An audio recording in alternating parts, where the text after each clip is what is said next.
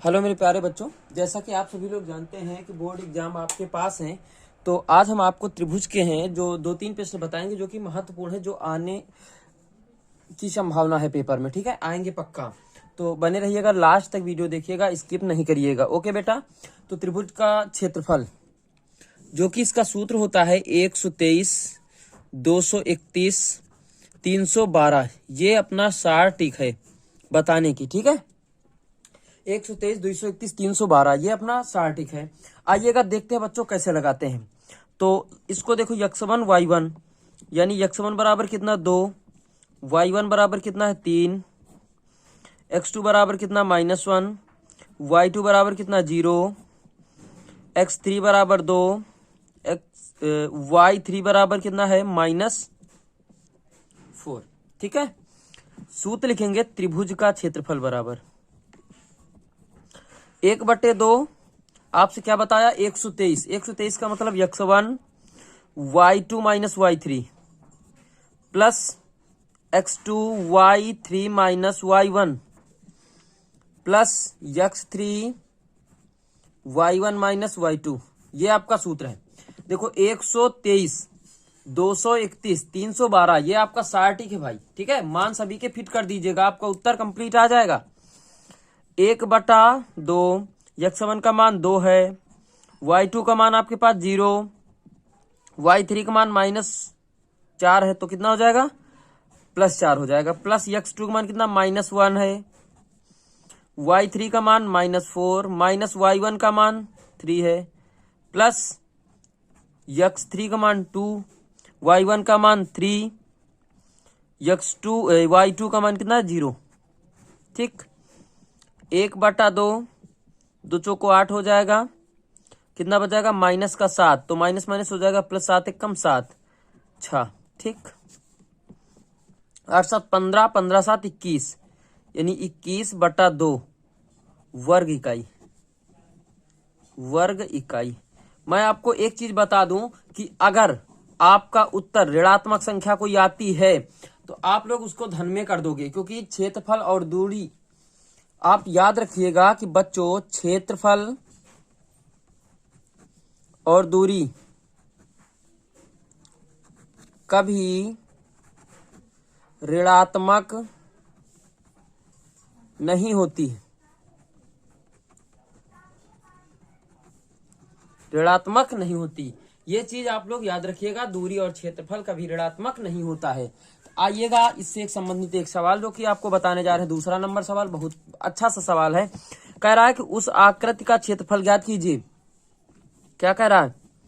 उस आकृति का क्षेत्रफल ज्ञात कीजिए जो, तो बच्चों ये सवाल आपके सामने मैंने लिख दिया है। उस आकृति का क्षेत्रफल ज्ञात कीजिए जो रेखाएं x बराबर 0, y बराबर 0 और x/2 प्लस y/3 बराबर 1 से घिरी हैं। तो बच्चों ध्यान दीजिएगा, ध्यान देने की ये बात है कि अब तुमको जो दिया है x बराबर 0, ध्यान से समझना, y बराबर 0, आपका एक निर्देशांक तो मिल गया, ये मिल गया आपको 0,0 मिल गया। अब जो समीकरण दिया है x/2 प्लस y/3 बराबर 1, आप लिखोगे x बराबर 0 रखने पर, x बराबर 0 रखने पर आप 0 रखो यहाँ पे, तो x/2 प्लस y/3 बराबर 1।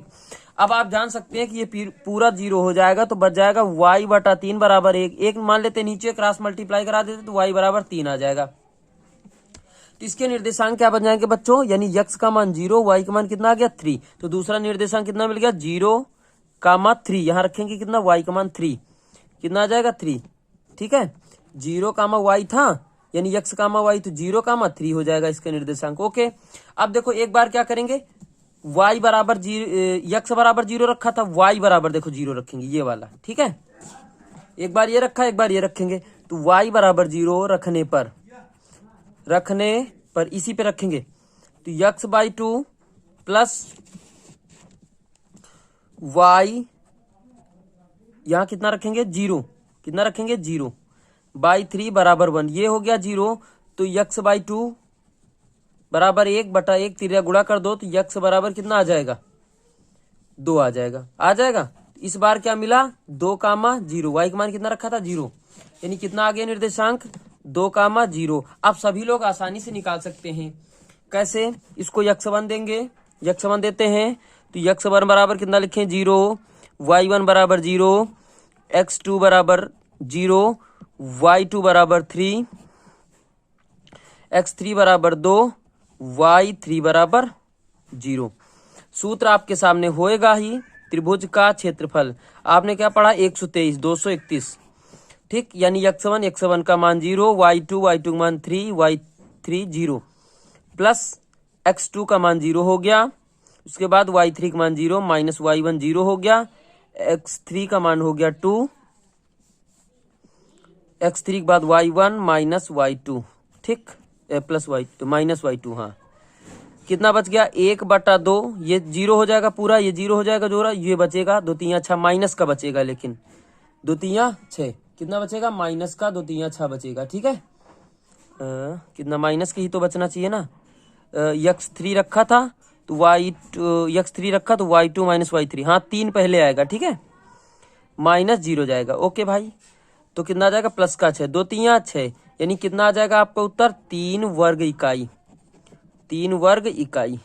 ये बात समझ में आ गई, ये आपका उत्तर आ गया। तो ये आपका महत्वपूर्ण सवाल, ये आपका मोस्ट इंपॉर्टेंट सवाल है, इस पे टिक लगा लीजिएगा, ये सवाल पूछा जाएगा बच्चों, ठीक है। तो आज आप लोगों को हमने बताया कि त्रिभुज के सारे सवाल इसी प्रकार से लगेंगे।